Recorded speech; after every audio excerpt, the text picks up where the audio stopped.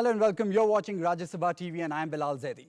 The arrest of 2611 suspect Abu Jindal has been seen as a major success of India's counter-terror diplomacy. Cooperation treaties and MOUs signed with countries like the United States and Saudi Arabia are believed to be finally bearing fruit. Over the next half an hour, we'll get you the various elements of this issue and piece together the big picture. And joining us for our discussion on this is Pramit Pal Chaudhary, the diplomatic editor at Hindustan Times. Major General Afzal Karim is a strategic expert. And also joining us is the senior fellow from IDSA, Mr. Ashok Beria. Thanks a lot for joining us. We understand that this issue is being seen as a number of ups and downs and perhaps India's position globally as well. We'll take a quick look at how this equation is playing out in this report. The main political gain for India from the arrest of suspected Lashkar-e-Taiba operative Abu Jindal will be its impact on Pakistan. Home Ministry officials say the initial tip-off that Jindal was in Saudi Arabia came from US intelligence. He was then apprehended by Riyadh, which in turn told India to send a special plane to pick him up. Both the countries involved were once seen as Pakistan's strategic allies. They have a diplomatic as well as economic interest with India, but they are also continuing their religious interest with Pakistan, that they have not stopped yet. Saudi-India counter-terrorism cooperation, once non-existent, has deepened considerably over the past 2 years. This is partly driven by Saudi interest in India as a future oil client, Lashkar's drift towards anti-Saudi Al-Qaeda and US pressure.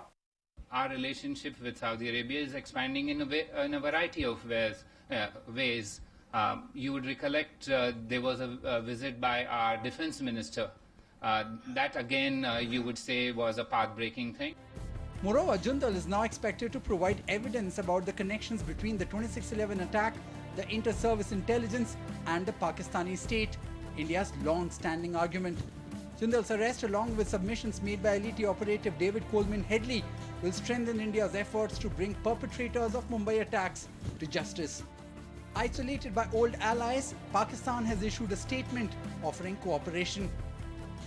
It says, as agreed at the highest level between India and Pakistan, terrorism is a common concern and counter-terrorism cooperation is in mutual interest of both countries.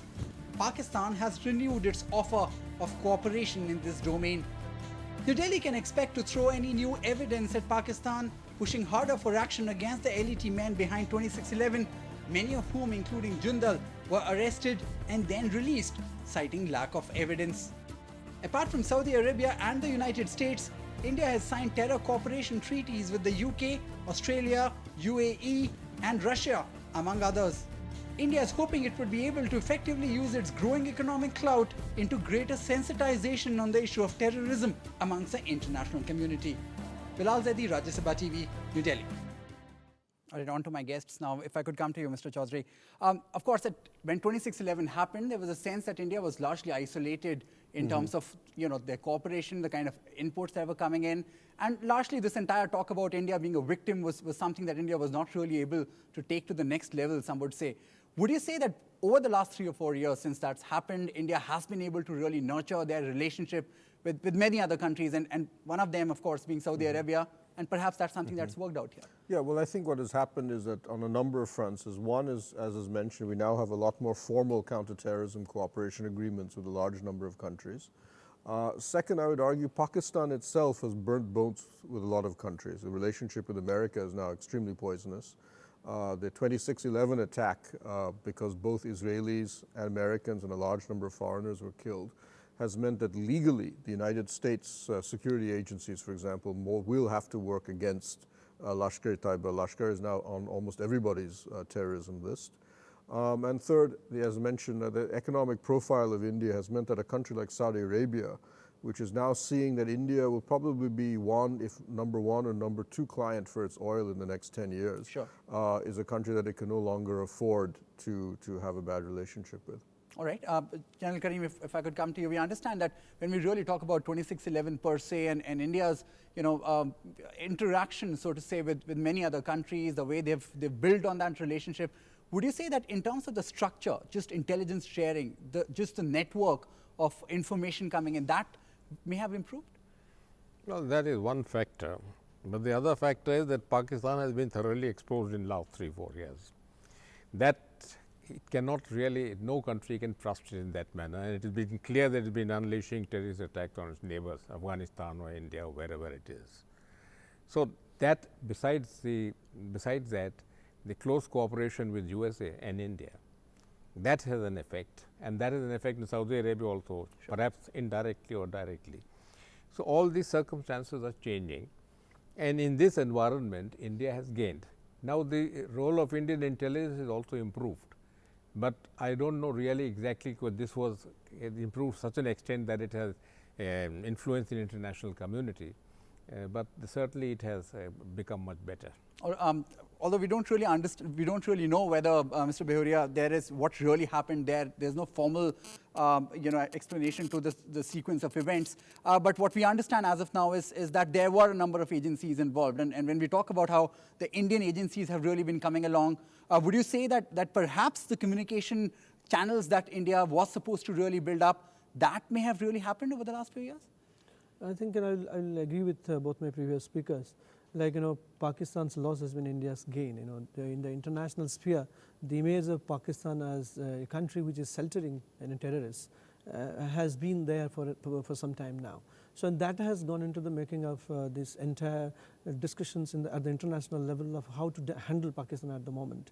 And especially after 26/11, global scenario has also changed, especially around Afghanistan. If you look at Saudi-Pakistan relationship today, there are a lot of strains there. The Saudis and Pakistanis have fallen out on the issue of Taliban as well.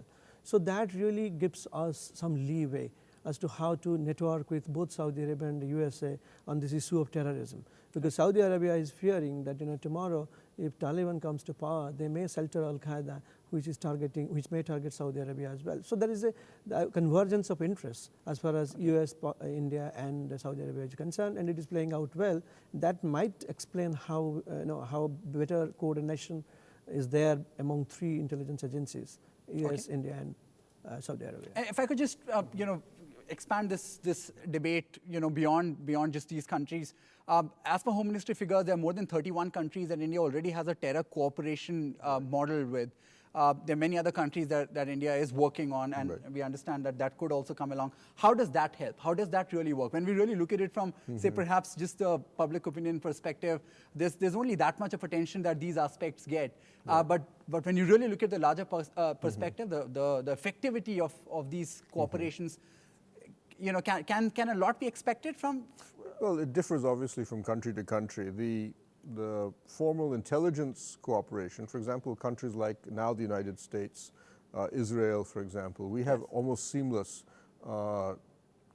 cooperation that is almost on real time. In other words, you're literally getting information, particularly I know from the Israelis, almost on at the same time that they get it, we get it very quickly soon after that. Okay. But there are obviously some countries which have better intelligence or intelligence, for example, in Pakistan, which Israel doesn't have much of an exposure to, but which the United States does. And then there's the formal legal issues. In other words, for example, in terms of jurisdiction, police, handing over extradition, all of these type of things that we also need to work on. Those are much more difficult. Extradition, for example, is extremely difficult legal issue. Some countries have constitutional bans. France and China will never extradite anybody, their own citizens in particular. Working through those are something that differs again from country to country. But that's a long fixed out procedure. And I should add that our own intelligence agencies in India still don't talk to each other very often. So we still have to work on some of these internal issues. Yes, turf war and all. I mean, Abu Hamza, for example, we noticed, one of the things that we noticed that the data that we were giving in Abu Hamza is birth date. What one agency our Indian agencies gave to Interpol, to our own court case, own court, and to other foreign agencies was different. We hadn't even coordinated internally within our own agencies the information on Hamza, which tends to make it more difficult if you're doing a legal case. These are the small little difficult nuts and bolts of counterterrorism that we still have to work out. Right. Ms. General Karim, we understand that when we talk about specifically this issue, we also understand that that there have been apprehensions around how India would pursue it. India has been trying and exchanging dossiers with Pakistan, but of course the fact that one of the accused there was in Saudi Arabia at that point, and the agencies worked around there. Does that reflect on how India is planning to really pursue this entire case with Pakistan? I think it does, but the situation is not quite clear. He had a Pakistani passport, I believe, and he was in jail in Saudi Arabia. For what purpose, I don't really know. And then after a year or so, they decided to deport him to India. The Indian agencies were apparently trailing him Indian for about a agencies year. were working, but 1 year is a long time. Yes, sure. And therefore, I think the USA's influence was a tipping point in this case. Okay. Okay, and when we talk about the American input into this, we also understand that it also gives a hint to India's geopolitical status as well. Would you want to suggest that perhaps because India is where it is right now, you have the US cooperating, you have other countries cooperating as well? At the end of the day, international politics runs on realpolitik. At the moment, nations do not have permanent friends, permanent enemies. They have permanent interests. And at the moment, I would insist that there is a convergence of interest as far as US as India are concerned, and especially relating to Pakistan, there is a lot more convergence coming in at the moment, especially when US-Pak tension is there. Yes. In fact, we'll come to a lot of disagreement is there between US and Pakistan over terrorism issue. So we have to make the best of the situation. All right, we'll take a short break now. When we come back, we'll take a look at how the geopolitics is really changing, how Saudi Arabia and the US cooperating with India is being seen in the international community. Does that really reflect on Pakistan's relations with these countries as well? A short break now.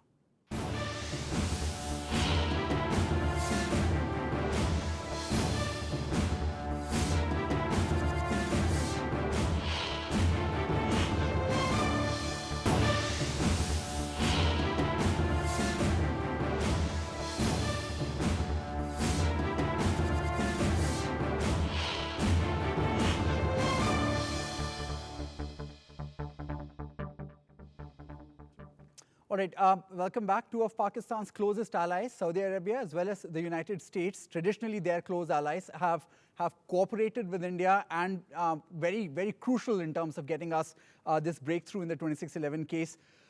We understand that for the time being, of course, there will be eyes on how Pakistan really looks at it, and to get a better perspective on this, we have our panel here.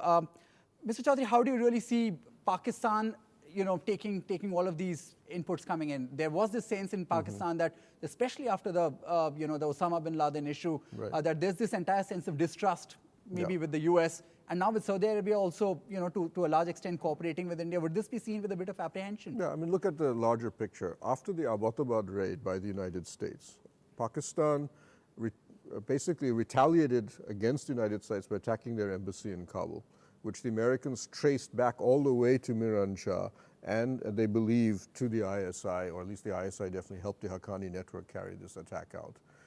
The relationship, therefore, with the United States begins to plunge, which is why America has refused to apologize even for the accidental killing of Pakistani soldiers.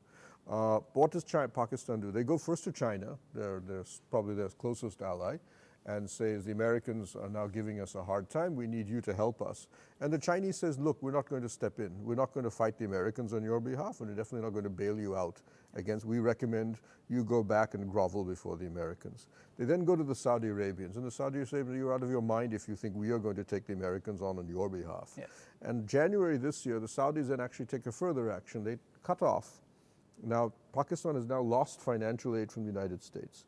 China says we don't give financial aid. The Chinese idea of giving financial aid is we give you $1 billion and you give us 1 port and 2 mines in return. The Saudi Arabians in January cut off oil supplies to Pakistan because they ran up $2 billion in debts. And they said, we're no longer prepared to subsidize you. So look at it, for Pakistan, their 3 closest allies have ineffectively told them, you were just fed up with the way you act. Yes. They really are at a degree of isolation now within Pakistan internationally is probably, I think, the worst they've ever had in their history. I can't think of any previous time in which they simply don't have anybody that they can really bank on anymore. All right, Mr. Behuria, would you like to add on how the United States and how they have been really, on a collision course, so to say, with Pakistan? And does that, in a way, assist India's concerns? In fact, if you look at the way the Afghan situation is turning at the moment, US doesn't find Taliban very amenable, and Pakistanis are not quite helpful, and there are all kinds of attempts being made, to bring them back into the dialogue table. So in that sense, US has been desperate about Pakistan. Pakistan has not delivered, and after Salalah incident, the relationship between the two countries has been totally changed. From intelligence coordination, from all kinds of coordination between US and Pakistan. At the moment, I think the coordination between the two countries is at its minimum. Okay. So in that sense, Americans are always trying to tighten the screws on Pakistan, and this is one indication where it is coming out very clearly that Americans and Saudis have expressed their dissatisfaction with the way Pakistan is going. All right. We also understand, if I actually quote P. Chidambaram from today's statement he made in Kerala, General Karim, he's basically to a large extent also saying that he's reaching out to the international community, and he's saying that this is for the international community to basically to see how Pakistan is going to respond. Would you really say that this is something that India has? This has been the strategy since 26/11. P. Chidambaram has been reaching out to the international community, just making a case for India against Pakistan. Would you say that now, with all the global factors coming in that we've discussed, perhaps India would be in a rather better position to put more pressure on Pakistan? You see, I'll say that Pakistan itself has been helping India in this respect, the way it is behaving and the way it is training the terrorists and openly defying USA in Afghanistan or attacking through their borders and all that. And they have been isolated, but to a degree from the West and America only. They have not been isolated from the other parts of the world really. China is with them, and the West Asian nations are not particularly against them. Even South Asian regions, I don't see many nations raising a voice against Pakistan terrorist activities. So I will say yes, we have gained, and we have gained because of Pakistan's own follies, and we have gained because of our own doing, but let's not take too much credit for that, because it should be there just where it is. Okay, would you say that all these cooperation mechanisms and how geopolitics, especially we're mentioning India's economic prowess as well, is that something that India can actually take to the international community and maybe make a better case for itself? Well, I think definitely in the case of Saudi Arabia, the Saudis themselves are making the calculation that America is actually heading for energy independence in a genuine sense of the word. They are now they import no gas from the Persian Gulf. In 2 years, their imports of oil from Persian Gulf will go to zero. In 6 years, the Saudis believe the Americans will become a net exporter of oil. And America has effectively ensured that they will no longer depend on any energy resource outside the Western Hemisphere within the next 10 years. And by a whole series of measures, particularly the importance of the use of shale gas, has completely transformed their energy profile. The Saudis know this, and they know that what is going to happen and who is going to buy Saudi oil. It's going to be China, India, and a couple of other Asian countries. Okay. And this is going to mean a change in where they're positioned globally, because without the United States, the leverage that Saudi Arabia used to have over Washington, over energy, Saudi Arabia becomes a much smaller nation. It's just a country of 24 million people with a lot of oil but no geopolitical strength. And therefore the Saudis clearly see India as one of the options that they're playing in this field, but they're not clear how exactly to play it yet. And to be fair, I'm not too sure India has really worked it in its own mind how exactly it necessarily can leverage this, but it's using it at least in such and such cases every now and like present now and then. All right, we'll take another quick break. When we come back, we try to take a closer look at how India and Pakistan equation is now coming along and how all these global factors could actually add to this entire debate. Short break now.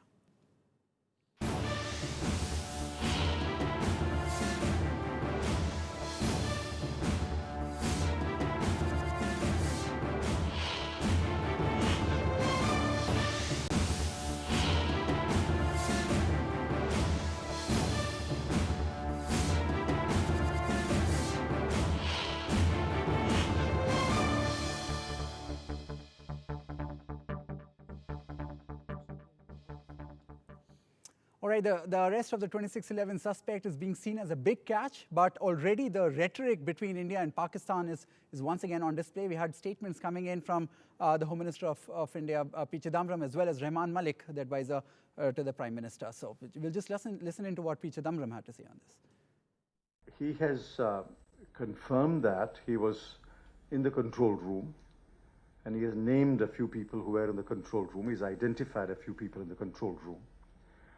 So that confirms our suspicion that it was an organized effort which had some kind of state support. The argument that it was non-state actors who were behind the 2611 massacre is no longer valid. We've always said that some state support was there for these people, and that's broadly confirmed by what Abu Jindal has told our investigating agencies.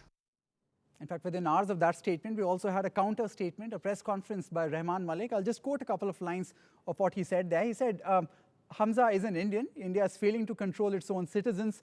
And I had told Home Minister P. Chidambaram that Hindu extremism is growing in India. So rhetoric is back between India and Pakistan. If I could just start off with you, Mr. Bera, how do you really see this playing along now? We had this entire phase of largely bonhomie between India and Pakistan. We had talks about MFN status. We had talks about trade. Do you see this 2611 talk making a comeback and perhaps changing the course of India-Pakistan relations? I think it didn't surprise me at all, because that is the way they would have responded to our statements. Okay. Earlier also our evidences have been turned down as rhetoric, as literature, as propaganda. Yes. So I do not see any reason to hope that by capturing Jindal and producing evidence, we can force Pakistan into making some decision to pursue this case of prosecution of terrorists behind the Mumbai attacks in a positive manner. Okay. Because I look at it this way, that if you are getting these elements behind the bars and behind in the court, then you are also dragging ISI indirectly to the court. That is why I think Pakistan is not going to take any conclusive action on this particular issue. But looking at the state of affairs between India and Pakistan, we have to look at the bigger picture. Are we left with any other choice? There are 2-3 choices in front of us. A, we can have blissful unconcern, okay, or benign neglect. Okay. The 2, we can resort to countermeasures. There are many people in Pakistan who want to play ball with India, so we can resort to countermeasures. The third one is the most pragmatic. We have to build peace constituencies within Pakistan. I think that is the way forward. There are many people in Pakistan who are coming back and saying that India is not an enemy.